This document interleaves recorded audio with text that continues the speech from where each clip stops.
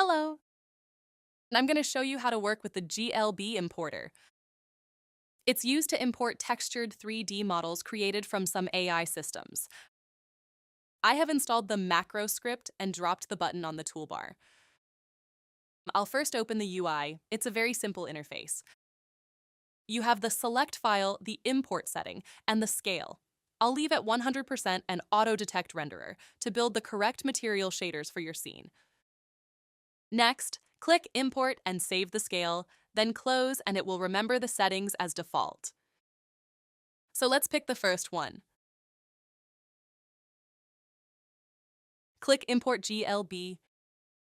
I have the object in the scene. If it's out of scale, I can adjust this. For example, 10%. And now I'll set this as default. Then next time I import another object, it will use that scale to match other objects. Useful if importing from the same AI image to model LLM, which tend to use meter units. That's all for this one. Thank you.